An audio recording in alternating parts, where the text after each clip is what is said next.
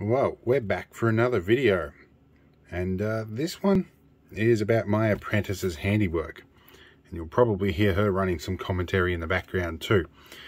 Now, we got kind of lucky with this one. We busted the digitizer on the front, but not the screen behind it. So I thought I would do this as just a little parenting hack here, because I guarantee you, if you've got a kid and you've got a tablet, you're probably going to face this one day.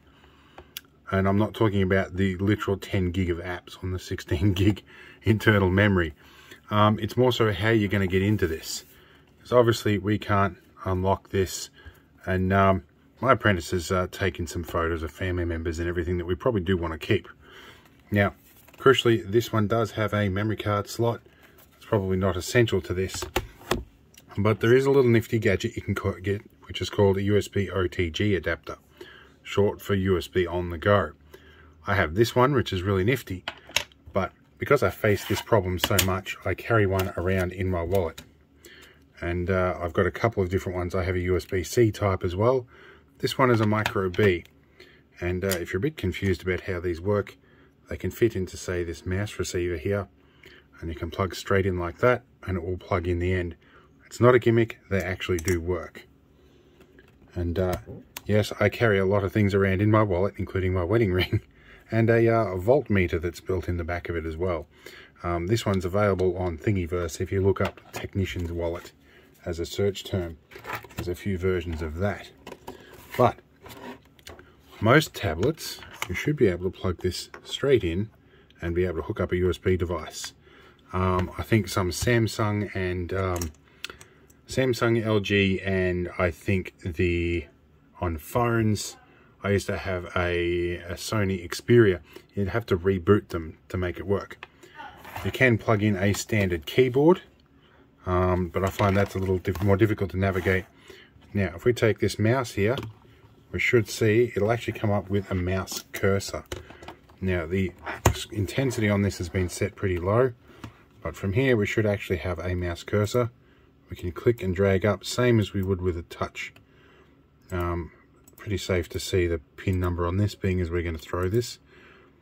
I did reset that before the video anyway.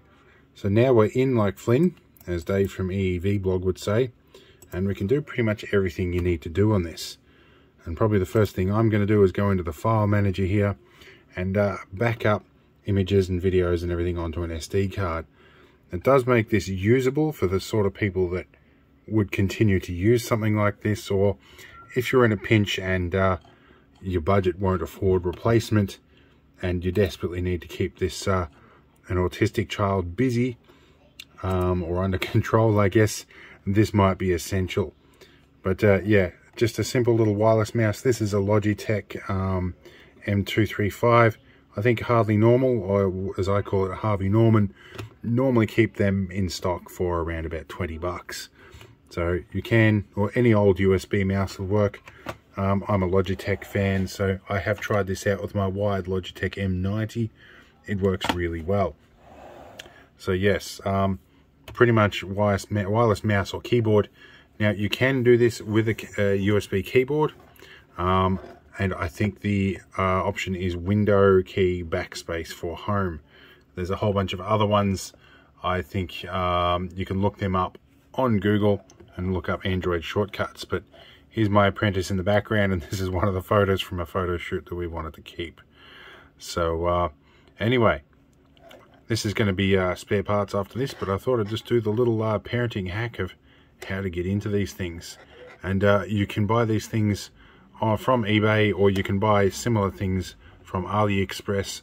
I think those miniature ones I bought cost me 50 cents or something from AliExpress. I bought a bag full of them, and I've got heaps of them. So yeah, real easy thing to do, and real easy way to get in. So if it doesn't work straight away, power cycle it, so restart the tablet.